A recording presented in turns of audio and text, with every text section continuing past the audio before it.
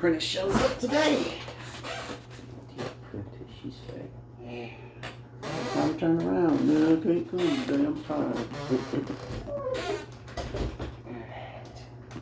That's what my tattoo's about. This is supposed to motivate me to keep working. This is ikigai. It's like it means like do what makes you happy and benefits society and makes you money and all that stuff. It's pretty It's the creed of a true Satanist. That's right. That's right. It's someone Those who guys that claims he's a Satanist and he goes, we don't worship Satan. We worship life. I'm like, what? He goes, yeah, we don't just worship Satan. Like, we believe that you should live life like it's only a day at a time and not worry about what's going to happen when you die. Just have fun, be happy, no matter what the consequences are at the end of time. Yeah, I that's what I always hear is like I used to think that they were like, you know, in like robes sacrificing animals to like the devil and doing chants and like getting mystical powers, but it's just on Christmas when they do that. That's what I want to see. But like I went to like a Satanist commune once, like a gathering, and they're just like, yeah, I don't think he's real. He's kind of like a cool myth, you know. I just think he's cool. It's like, you know, dressing like a metal guy and stuff and not going to church. I was like, I hate that. My daddy was like, when he was in the Navy in San Diego, he was like, every Sunday they would go to a different church. Him and his group of friends. And he was just trying to see, well, which is the one we want to go to. And there's this strip, he said, there had to be about 15 churches, all pretty much side by side going down this one little strip of road. And so they were hitting them one Sunday after the other. And they go on this one, and he was like, we didn't think nothing of it. You know, everything was normal. They sang hymns. We didn't know the hymns, but, you know, like they took up an offering and blessed the offering, and they were praising the great Lord and all this other stuff. And then they sacrificed a chicken. And we were like, okay, this is not where we're supposed to be at. Isn't that what they do at Catholic church? No. That's, they sacrifice babies at a Catholic church. Oh, yeah. Chickens. Turn them into altar boys. Sacrifice them to the priest. Like, you want your little boy to be a man? Make him an altar boy. I'll make a man a little bitty gay man. There's this horrible Family Guy skit where like one altar boy sees another one walking out of the priest's like little area he's in, and he's like buttoning up his robe, and he's like winks at him, and the other one cries. He's like, I thought he said I was special. It's like, God damn, why is that on TV? That's fucked up. Well, it's the whole thing was like with Herbert. You know, Herbert's obviously a pedophile. I know, it's like, but everybody so crazy. loves Herbert. Everyone loves him. One of the best episodes is when Chris was spending time with the German guy that made the puppets. Yeah, the pedo battle. He's just convinced that he's this Nazi that he's new from back. They have the big fight, and Herbert's like dressed in his military uniform, and he's dressed like a Nazi. My favorite scene is when Herbert knocks him off the one step.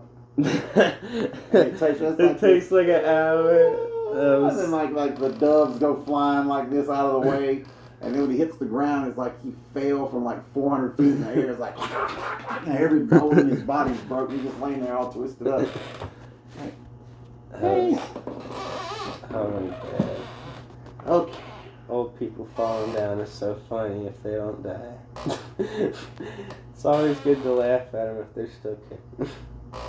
Remember that time you fell down the stairs in that Laugh Alert commercial? You could have died for real. I kept on falling, and I can't get up.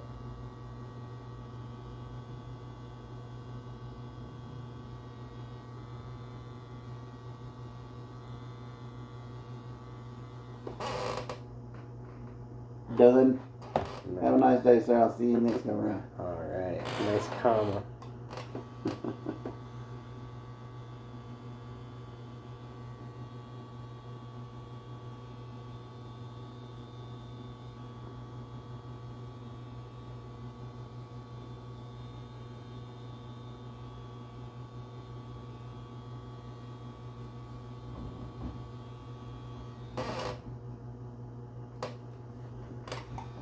This is about the width I hate. It's just big enough that you can't do 2 lines to make it, and then you got to fill it in. And then I'm gonna tell you what. Probably by the time this heals, there's gonna be all kind of little spots that have to have the filling redone. Because this is like the crosses people come and get. Yeah, It's just yeah. outlining it. It's just big enough you have to outline it and fill it in. And they always come back, it needs a touch up. Try to get it in the first place. Well, you warned me too late, man. 2-line cross.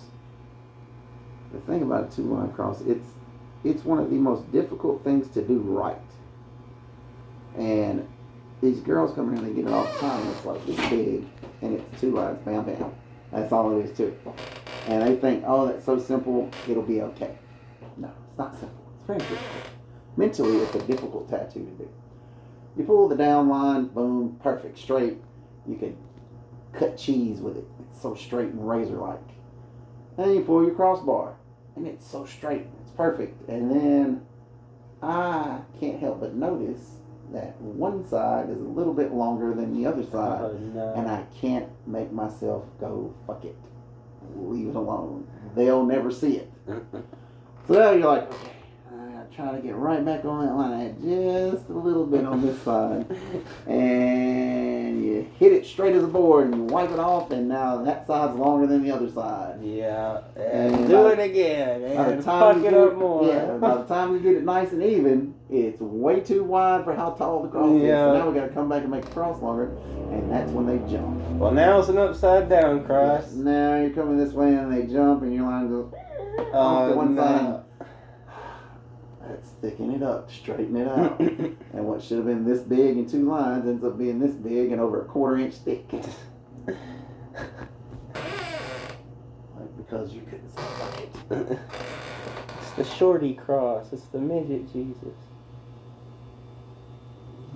You ever seen Talladega Nights I have. when he's blessing the food to the baby Jesus? Thank you, little baby Jesus, for dying on the cross with your little baby arms, nails in your tiny baby. 7.6 ounce. Oh my And God! he's like, he was a man. He had a beard. And I'm saying the grace, and I like the baby Jesus. And she's like, baby, bless the food. You better bless it good. John C. Reilly is so funny, and Will Ferrell. Like, I like my Jesus to be have on like a tuxedo t-shirt, playing lead guitar for Leonard Skinner. Like a party Jesus. Yeah. I like my Jesus to party. Yeah.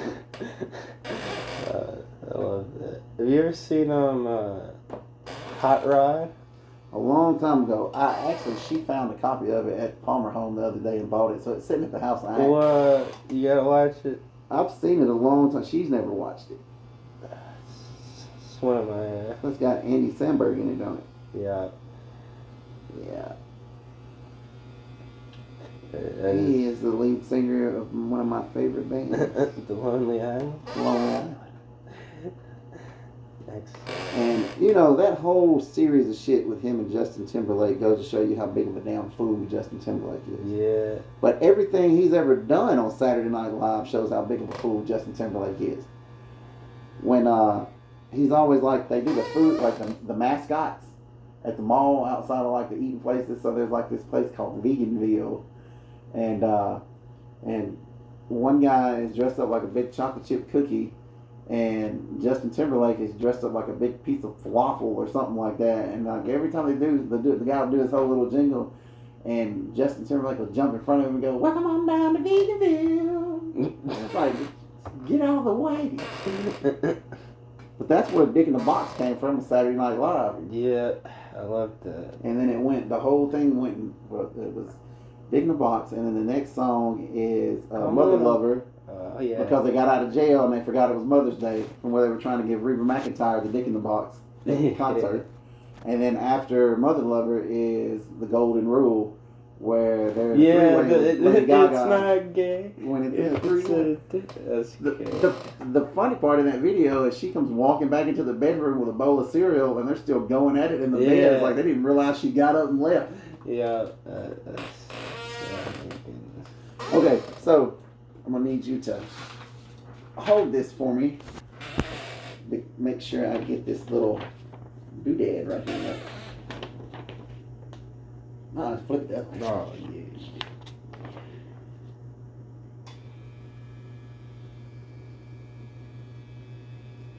Smile on there.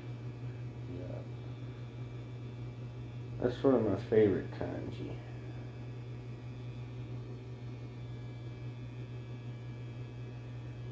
I want to go see this new Predator movie. Prey. There's a new Predator? Yeah, the name of it is Prey. It's like a Predator origin movie on Earth. So it's like back when like Native Americans and shit or either Mayan or Incans or something like that. Yeah, that's cool. I love Predator. I've been trying. She wants to go watch it, but she hasn't watched any of the other Predator movies. I'm like, you have to watch the other Predator. Just get her to watch Aliens and then Alien versus Predator. Like, no, you have to watch the first Predator with Arnold Schwarzenegger. Yeah, that one's good too. The only one I wouldn't make her watch would be Predator 2. It's not a bad movie. It's just not as good as all the rest of them. But we have a rule in the house. If you want to watch something that you haven't watched all the ones in front of it, then I'm not the one to take you. Because, you know, if you want to do it, go by yourself. I had a friend, when the Creed movie came out, she wanted to go watch it because of Michael B. Jordan. And I'm like, I'm not taking you to watch that because you haven't watched any of the Rocky movies, so you're not going to watch Creed. And she's like, well, I'm going without you. I said, fine, go without me. I'll go by myself. She said, you better not go watch that movie without me. I said, well, you have to watch the Rocky movies. And finally we had to compromise, and I made her watch the first fight between Rocky and Apollo, the second fight between Rocky and Apollo, and then she had to watch the Russian kill Apollo in Rocky 4. Because you can't watch the Creed movies without understanding the relationship between Rocky and Apollo. I'm gonna be honest. You don't know anything about Rocky. I know. I saw Rocky 1 and I saw Rocky 5 or something. The one with the robot. Like the one of the best ones and the absolute worst one. Pretty much, yeah. Rocky 5 is such a bad movie. It really is, but I think it's funny. Have you seen you talking about Predators? There's this one with Ice-T where he's like, it's like the most dangerous game. He's like being hunted. I think I know what movie you're talking about. I can't think of the name of it. I can't think of the name either, but it's like, that was one of my favorite thrillers back in the day. It's like on this island hunting humans. I just always love how, you know, Ice-T was always big badass, fuck the police type rapper, and then pretty much everything he's in, he's a cop. Yeah, that is pretty funny. Alright, Dad. Alright, my darling. Have a wonderful day. I will. And do the window.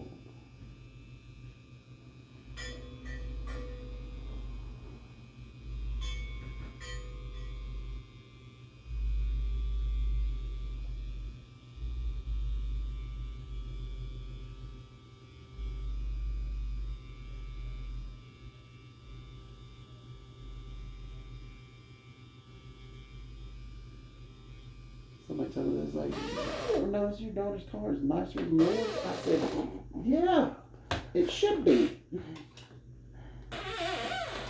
But she's a girl. She needs a nice car. I know that's a little sexist, but I think a boy's first car should be a piece of shit. Because he needs to learn how to fix and work on it.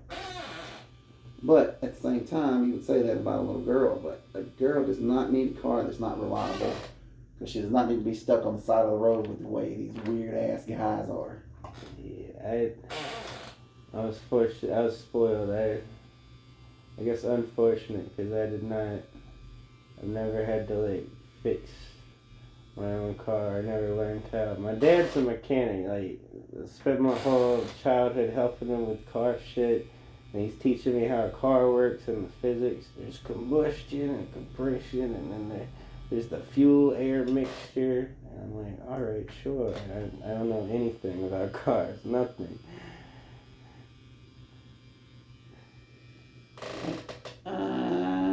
Your dad's a mechanic? Well, I think the gas goes here.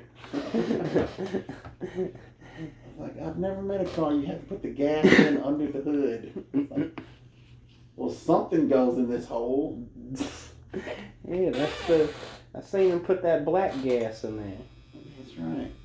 That's where we put the jet fuel at. That's where he put the steering gas. My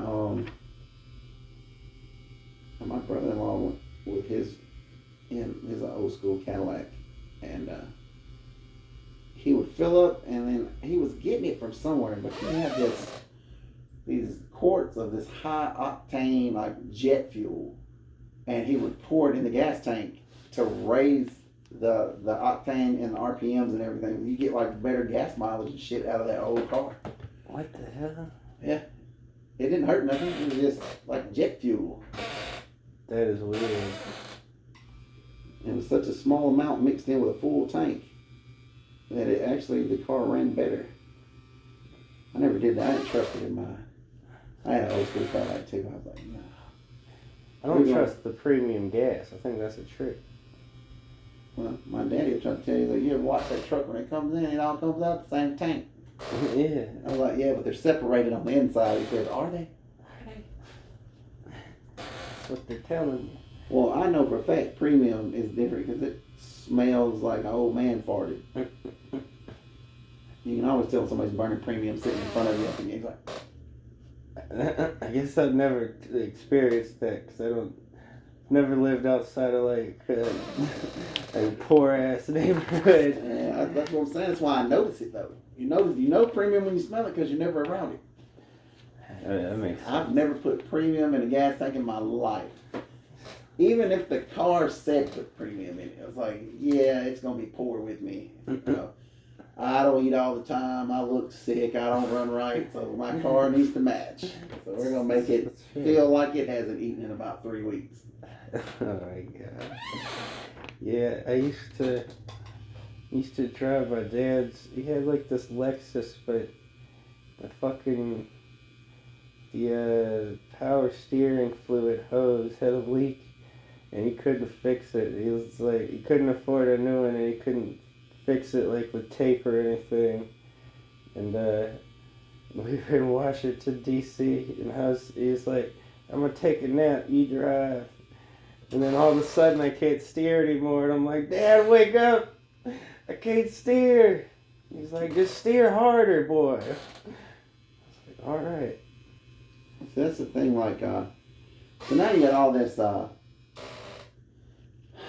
hydraulic power steering and electrical power steering, and back in like the 70s and the 80s, early 80s stuff, it was all mechanical power steering. So you had the power steering fluid and all that, and the power steering on my 72 Coupe de Ville was like butter. I mean, it was almost like there was a fifth wheel in the middle of my car that it spun on when you turned it. It was like just smooth, and you could steer with your pinky finger, and it was no problem. That big damn car weighs 5 tons, but you can just throw it around. Unless the power steering belt broke. And I was laid into this long curve, and I'm just kind of half holding the wheel, and that belt snaps, and the whole fucking car just snaps around straight. And I'm like pulling it this way. And I had to drive it for about a month and a half before I could afford a new power steering belt. Damn. And you have to plan every turn and every part like 5 blocks back. It's like, okay, I got to start turning now. Because you got to get the wheel going in that direction, and the further it goes, the easier it becomes to make the turn. People and you can't honking slow at down. you. It was so much easier to turn with the car moving than like if I was sitting at the intersection and had to take a right turn. That's not happening because you can't get the wheel turned to make the right turn. So it was like, if the light hits you red, you just, okay, it's like the GPS, rerouting to destination. Because we're just going to go straight and find another turn that goes to the right so we can take it while we're rolling. Oh my God. Bill Cosby say, 2 wrongs don't make a right, but 3 lefts do. Exactly. That's a good life hack. If you Yep. Because they was telling this story about when he was talking about Fat Albert and all them. This ain't nobody because the caller ID is the phone number. Animal House Tattoo.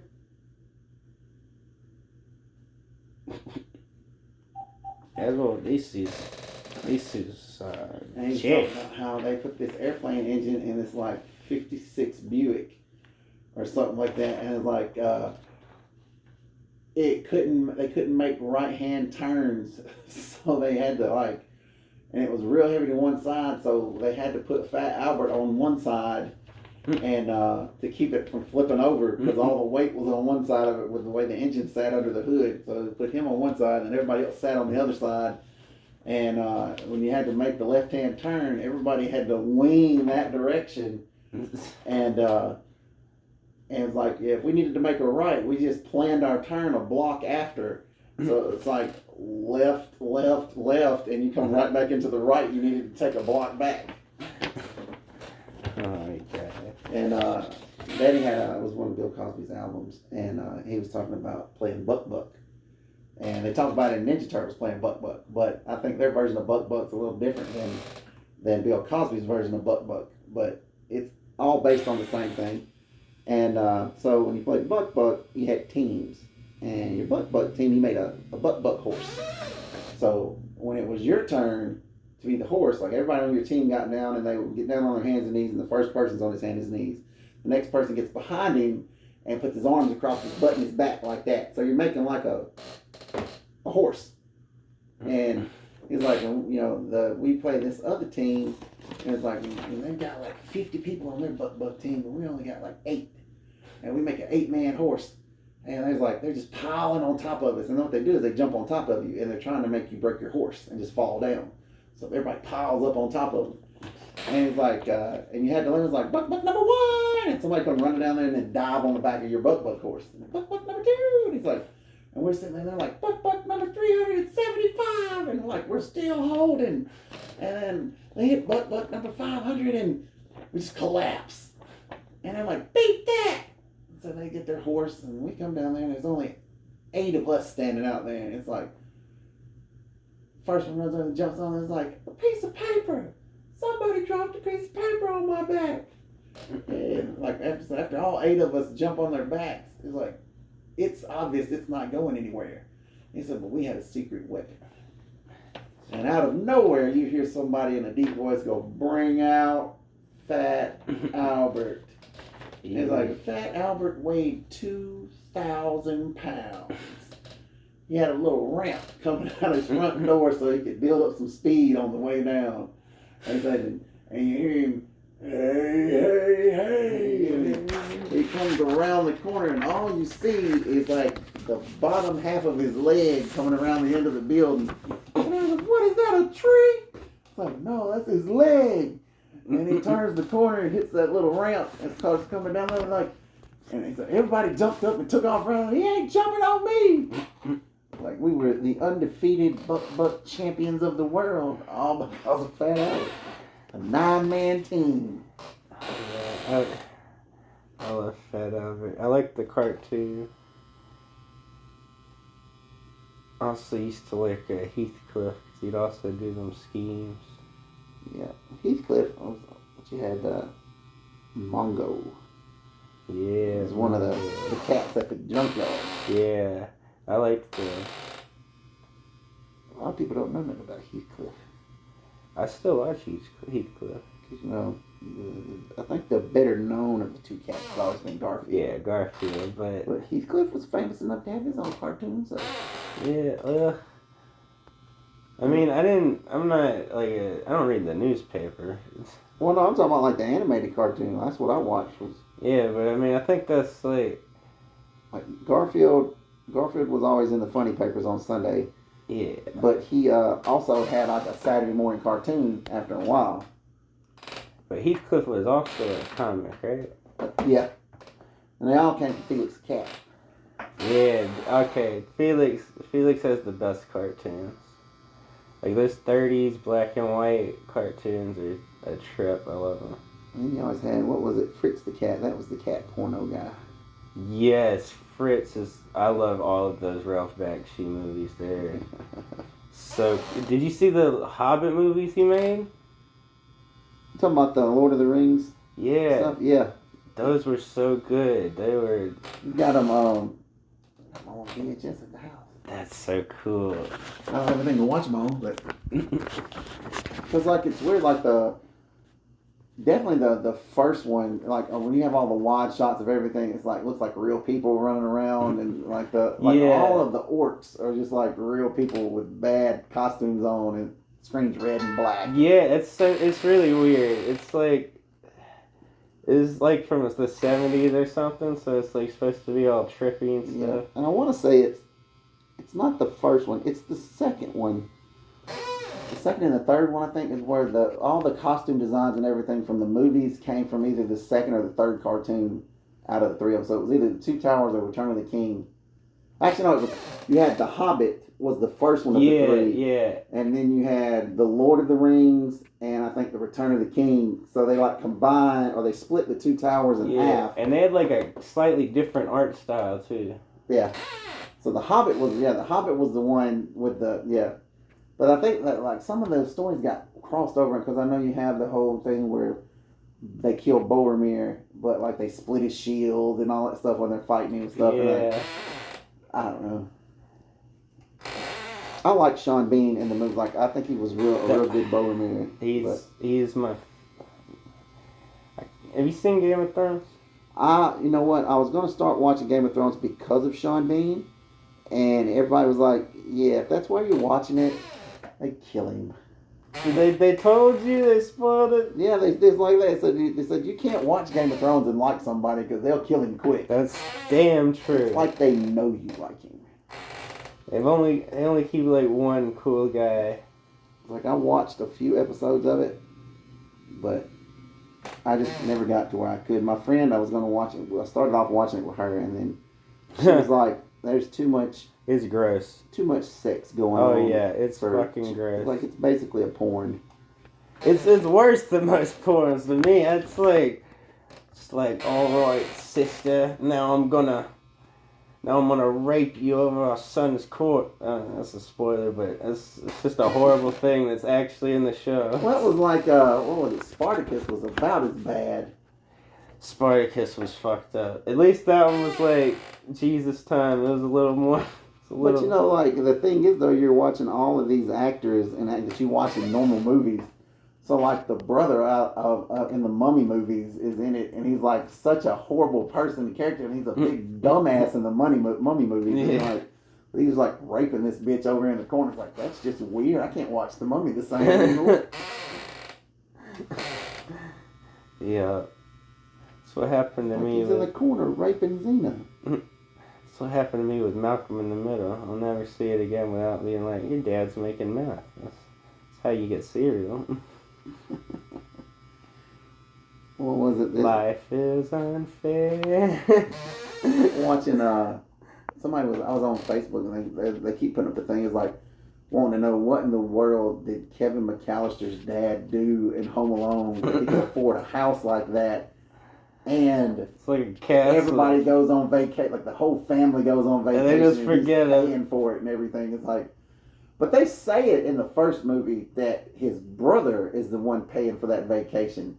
But how much money does your fucking family have? You live in a fucking mansion like out this world, and your brother can afford to take the entire family on vacation to France? Like you're attracting robbers. That's how rich you are. Yeah. You're rich enough you have automatic timers on your life. Yeah. Because that's supposed to make the bad guys think you're at home. His house is like a video game level. Or like a whole video game. It's got like multiple levels and shit. I played that game. Regular Nintendo. You played the Home Alone Nintendo game? Yeah. I've never played it. I've heard of it. Yeah, we rented it from the video store one day. Oh, was it that old one that was here? Oh no, it was back at home. I'm not from here. Pygot's Electronics was the name of the place. They sold everything electronics and they rented videos. I love those. We went in one day. My daddy was real good friends and we got a discount because my daddy had a business machine repair shop, so he worked on typewriters and cash registers and stuff like that. So he always fixed his cash register for him for free. And he let us get movies for free all the time. Oh, that's sick. And we go in there and one day and there's this big stand-up for this new movie that's just come out. It's like life-size people on both sides and all the movies are right there where you can buy them. And it's for Highlander 2, The Quickening. So on one side it's Christopher Lambert with his arms crossed standing there, and on the other side is Sean Connery. Yeah. And we get it and we watch it, and this movie's fucking awesome. But it's Highlander 2. Where's the first one? It was like, we've never seen the first one. Yeah. So we spent like the next 5 years trying to find a copy of Highlander to watch. And couldn't find it. And you know, back then there was no internet, really. Yeah. So one day we just said fuck it and we quit looking for it. And that's probably about 5-6 months later. I'm in Pygot's Electronics and I'm scanning through the movies. I'm like,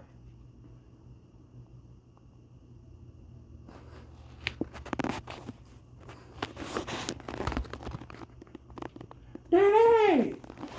Hey, this is the movie we was looking for! And it says Highlander on the front of it, and it's Christopher Lambert on front, but you know, like a buzz cut. Yeah. And the second one, he's got long hair, and I'm like, and I flip it on the back, and I was like, okay, and it's got Sean Connery. And I was like, this has got to be the first one. So we took it to the house and watched it, and it was like, okay, this movie's good, but the second one doesn't have anything to do with it, other than they're immortals. Yeah, it's so weird. It's like part 2 by itself is a great standalone movie, but it storyline wise, it doesn't match any of the rest of them. And when it came out, so many years after it first came out on VHS, they released the director's cut, or the Renegade version of it, which is supposed to try to bring the storyline back into line with everything else. And you end up they add like 35-40 minutes worth of movie to it, trying to make the storyline work with the other movies. And it's still, at best, it's okay. But the movie's still great. I think that's the one I watched where it's like trying to. So in it, they're supposedly they end up being from a different place. Because in the original Highlander, all right, so the way the Highlander is, you're an immortal. You're born with the immortal gene, so to speak.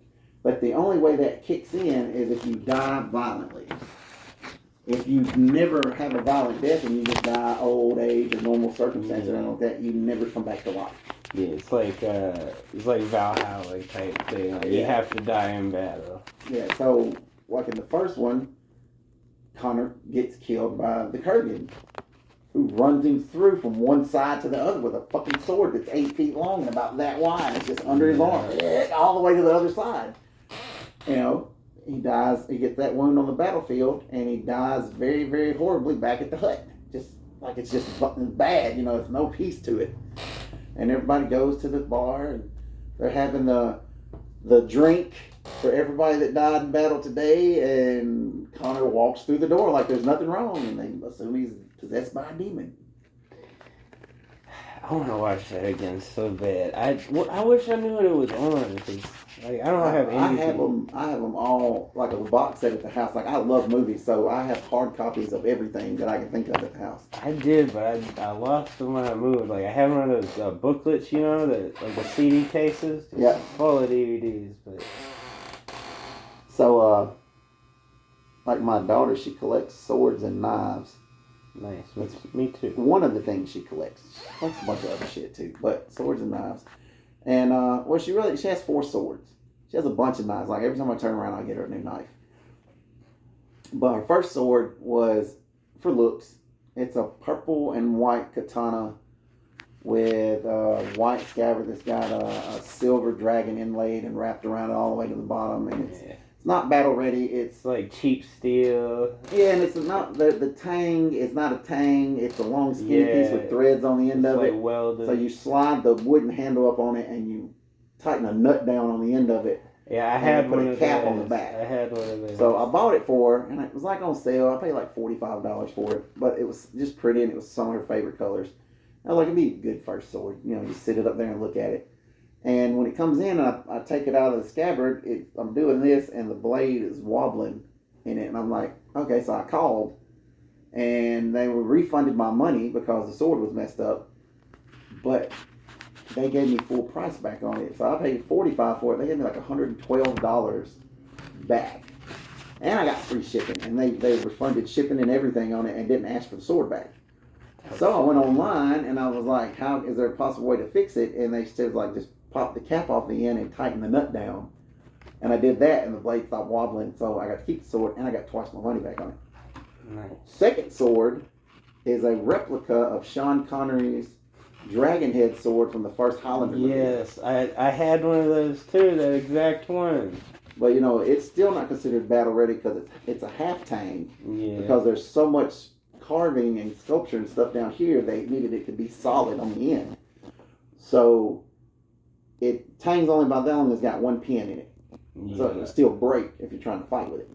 Her third sword, my boss gave to her, and it's a World War II Japanese officer's katana, like actually from World War II. That's really cool. So it's not a fancy handle. It's a full tang with two pieces of wood on either side pinned together.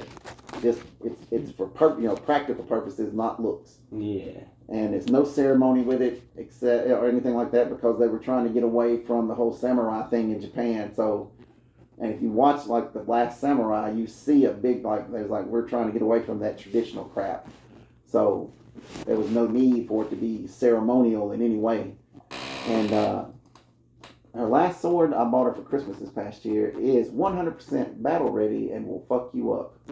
I have not let her take the coating that's on the blade off because it's sharp as shit.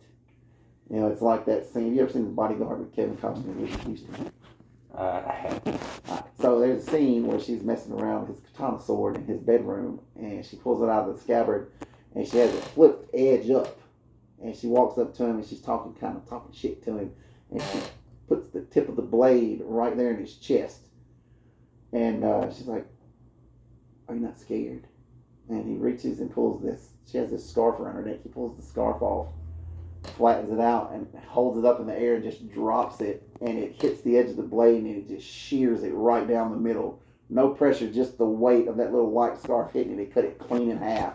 And she's like, and hands it to him. Like, she didn't realize it was that sharp. Like, you could have easily just killed me with very little pressure. This is that damn sharp. It would have went straight through me. Yeah. Like, yeah, we're going to leave that alone. This is not a toy.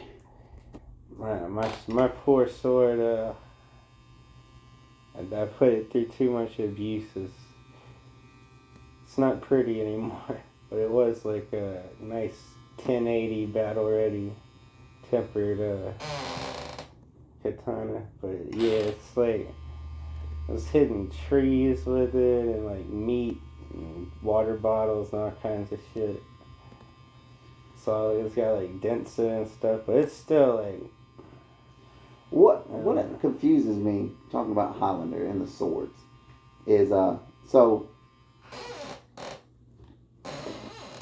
at the beginning of when they're doing all the flashbacks in the first Highlander movie back to when Ramirez shows up after he gets kicked out of his village and tells him he's an immortal and all this stuff and teaches him about all the rules and everything, and he has the Dragonhead katana. Well, he gets killed by the Kurgan and Connor takes the sword with him. So in the movie, that's like when he's in present time, he's fighting with Ramirez's katana sword. So that's the same sword. And in the second movie, that's the sword he has. Now, Ramirez comes back from the dead in Highlander 2, and he takes that one sword from that dude that's doing the Shakespeare play. He takes the rapier sword away from him. But when they invade the place that's putting the force field around the earth, Ramirez has the Dragonhead katana. Yeah. Which means to me he would have taken it back from Duncan or Connor because that was his sword. But after the whole scene with the big fan and he sacrifices himself to save them, and they play Amazing Grace on the bagpipes, and it's a big old emotional scene, and everything disappears, including him and the katana. But Connor's fighting with the katana at the end of the movie. Yeah. So how do we make that work? And in the other movies, he still has that katana. But you watch it literally like when the fan comes down after they make their way out, and it like crushes Ramirez and the sword. Continuity error, I guess. Maybe. They could probably. I'm sure they probably said some loophole like, oh, he was. The sword was connected to his soul. I don't know. Yeah. But you know, yes. He like spends a pearl earring to get a whole suit at that fancy tailor shop. It's like, you have any money? He's like, money? Yeah, you have to pay for it. Pulls this big ass fucking fat ass pearl out of his ear and hands it to him, and the guy's like, come on, this man's spend some money. I'm like, evidently that pearl's worth a lot of money. Yeah. But yes, man, movies used to be so good that you'd really care when there's like a plot hole or something. But now it's just like, they can just be full of them and I won't give a shit because all the movies are stupid now. I mean, at least like I haven't seen one since COVID, and I know COVID ruined like all the movies for a year or so, but still, that new movies kind of suck. So far this year, I haven't been let down by a movie. Doctor Strange was not as good as the first Doctor Strange, but it was an okay movie. Top Gun Maverick, definitely a wonderful movie. I mean, it's so good. It's so much better than the original. It's like 5 times better than the first Really? Top Gun. Yes, and that's almost a blasphemous statement to make as a man, to say that this movie is better than the original. But there's so much more substance to it than what the first one had. Like, you know, there's a little bit of comedy in the first movie between Maverick and Goose, but there's like some good comedy in this. There's good action, drama. It's just overall, it's an awesome movie. And it's not a woke movie, so to speak. So they don't tiptoe around people's feelings with the movie. Yeah. And that's how Tom Cruise is like, you know, I'm making a good movie that goes, you know, it's, if you don't like it, you don't like it. He's like, and I don't care if you don't like it. And so, yeah, we're not going to hold back the horrible jokes for sensibilities purposes. But yeah, it's good. Thor: Love and Thunder, not as good as I was hoping it was going to be. Dang. Still, like, Ragnarok is still my favorite. Thor Ragnarok is great. I liked Ragnarok. And, I saw that recently. but I would say that the new Thor is better than the first two. So, because Dark World is my least favorite Thor movie. That one's and even trash. though That's the second one, right? Yeah, and it should have been a better movie because it had a bigger budget. You've already laid out how you should do the movie with the first one.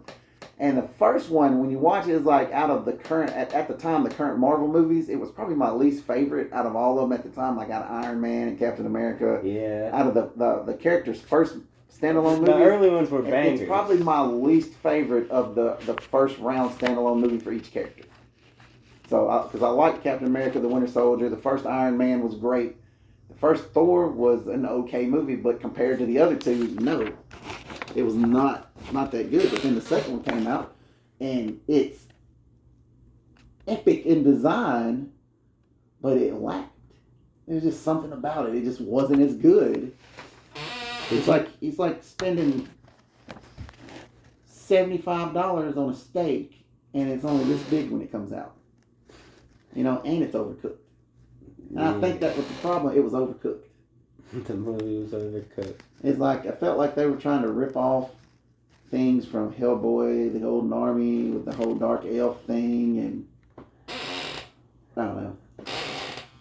Did you watch that remake of Hellboy? I did not. I only saw the old ones.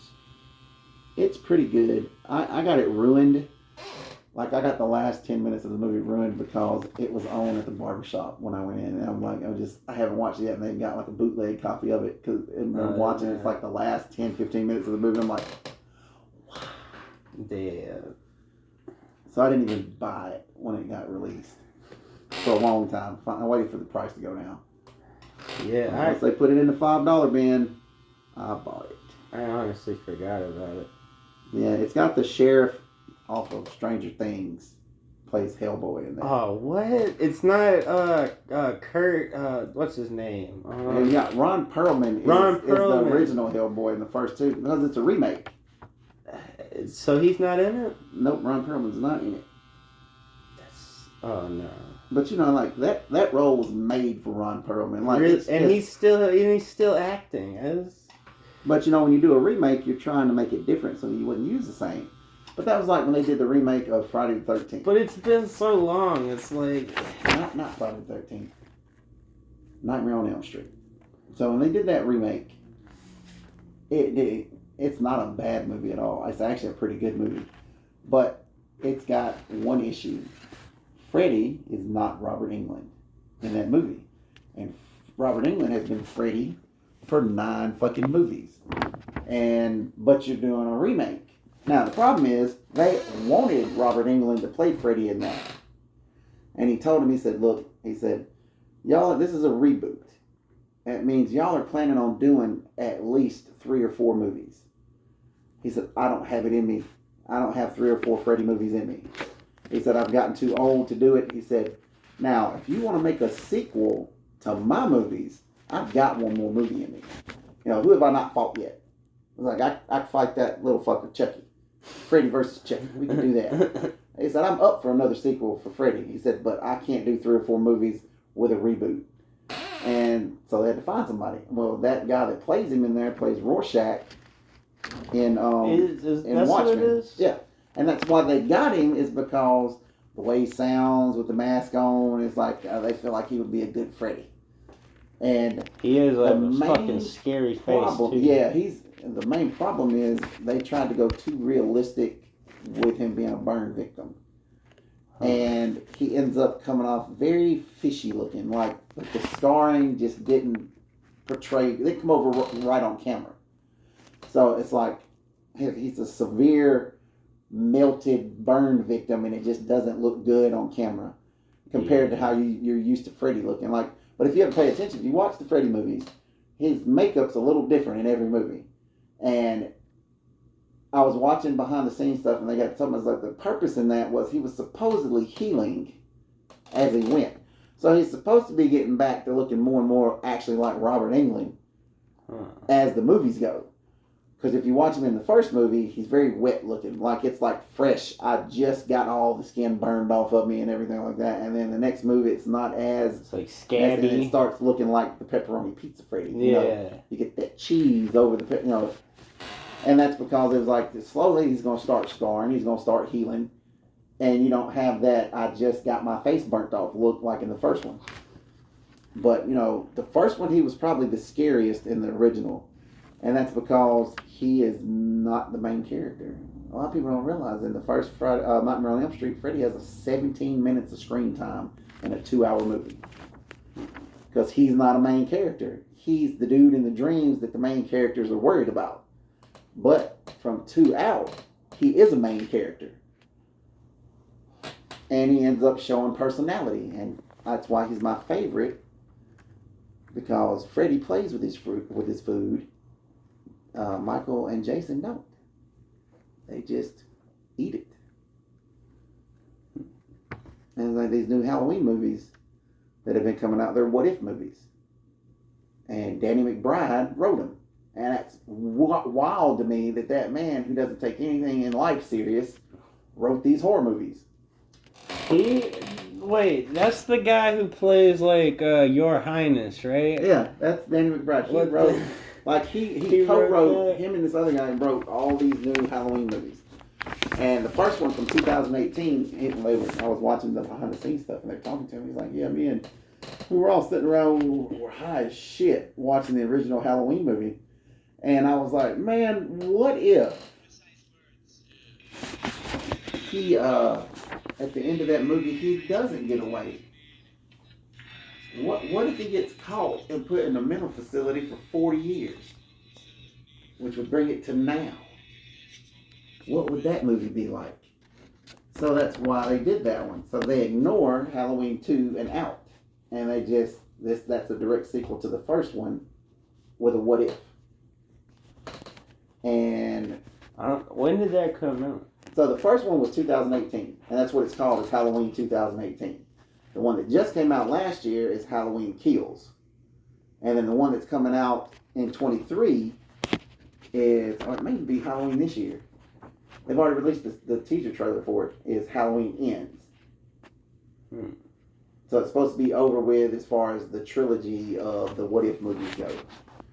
Because at the end of the one from Kills, man, there's a scene, I ain't gonna tell you everything leads up to it, but you're like straight up fucking rooting for Michael Myers. Like, they're trying to trap him, and it's like the whole town has tricked him into like an ambush. Because the girl takes his mask, and she's like, Laurie's daughter takes his mask, and he's chasing her, and she like throws it down in the middle of the street. And it's like, come on, get your fucking mask. And he walks out there, and then boom, it's the town. They're like wrapped around him. And, you know, he's just standing around looking, and the music changes, and you see him squat down, and he picks the mask up, and he's like, puts the mask on, and then just like swells up with that big ass fucking knife in his hand, like, bring it on, bitches. And everybody in the theater's like, fuck him up, Michael! Fuck him up! That's cool. Yeah, it's like, it's just an awesome scene, and everybody's like, everybody in the theater is like, fuck him up, Michael. Have you seen that video game where it's like it's called Dead by Daylight, I think, where you can be like, I know what game you're talking about, yeah. And he's in there, and he's like the best. He's so fucking cool to play as. Well, it's like I got to play it a couple times, but Friday the 13th. So good. The Friday the 13th game where you can be Jason and kill everybody. Yeah, that one's cool. With like you have to like team up with, like, I know there's like you got to find all this shit, and you got to find the car keys and the gas and this and that and other, so you can all get in the car and leave at the end. And we were playing it, and we get it, and we all jump in this station wagon to leave, and the motherfucker driver crashes it into a tree before we hit the threshold part where the game is over. Where it's like we take off, and it's like 50 feet, like bam, like I'm talking about smoke coming out of the engine. And it was like, okay, we're screwed because there's no way to leave now. And we get out of the car, and and Jason is like just standing right there at the ass end of the car, and he's like, all right, bitches, you're mine. I played one of those games one time where it's like you're hunting. It's called like hunting Sasquatch or something. And yeah, hunting Bigfoot. Yeah, I know what you're talking about. And the Bigfoot is fucking enormous. Like, you don't expect. Like, you're like, oh, it's going to be like the 8-foot Bigfoot, you know? And then you see its head over the mountain, and you're like, what the fuck? That's the one, because there's a bunch of those games, but the one I always watch people play, because I can never find it. I don't have a computer to play it, and you can't get it for an Android. Is like there's the little camper, and you have to like the dead campers, and you have to find their bodies, and that's like bonus points if you can find their bodies. And then like one of the special things you can find is Thor's hammer. And it's in like one of the caves, supposedly where the Bigfoot lives at. But you can shoot him with a tracking bullet and follow him on the map. Is that the game you're talking about? Yeah, that's the one I mean. Yeah, that one, man. That is scary. Like at spots, like when we were playing it. There's two of us playing it, and I opened the door of the camper to walk out, and he's like right there, and like grabs me through the camper door. Oh my god. It's so dark. It's so freaking. It's like raining most of the time. Oh, yeah, man. the one time we actually killed him, it was a glitch, and I had slipped off this ledge, and I'm like down on the next level. It's like a shelf of rock sticking off, and there's a way to get back up. I have to walk that way and go around, but he got stuck. He glitched right there above me, so it's just unloading on him. You're just watching the red line go across, and we already had him down. Like, you know, he was pretty much maybe 25% health when that happened, but that's the lowest we had ever gotten him before, and he always ends up killing us. And or the time runs out or some shit like that. And so it's like, I'm down there, and I was yelling, like, come over here, he's stuck. So it's like you see him come running down the little path, and then like we're just both sitting there looking up.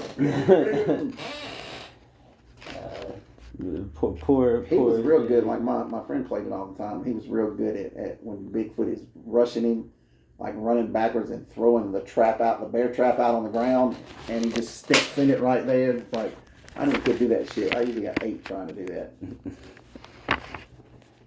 Man, I like those scary games. One of the roughest games I've ever played was Silent Hill Origins on PlayStation 2. My God, that one's awesome. And I think I played that game for 4 days straight without stopping because I had a vacation from work. And the only reason I stopped playing it was the power went out in the apartment at like 3 o'clock in the morning, and it killed the TV. Oh no! I was like, shit, I'm gonna get up and go get something to drink. As I'm walking to the kitchen, the power comes back on. And, the 2 things you have when the game starts, you have the pocket radio and the pocket flashlight. And the pocket radio is like when the monsters get close, it's shh, the static gets louder. Yeah. Well, the stereo came back on in the living room, but it hasn't picked up a signal. And I'm in the dark, can't see anything, and all I hear is shh. And I was like, it's kind of freaked me out. That's fucking Plus, I'm walking around with my cell phone, and it's throwing off about the same light as that fucking little flashlight does on 3 feet in front of me. But that movie, I'm playing a game right now for the PlayStation 3 that I'm stuck in a spot. It's The Evil Within. The Evil Within. And I'm having my second dealing with the patient that turns into the creepy ass monster and chases you. Where you're supposed to, I know how to kill it. Like it comes up out of the puddle of patient goo that's on the ground, and it like the first time you see it, you just have to run from it because I looked online and it tells you how much ammunition you have to actually kill it, and there's not I don't think I could find that much from the beginning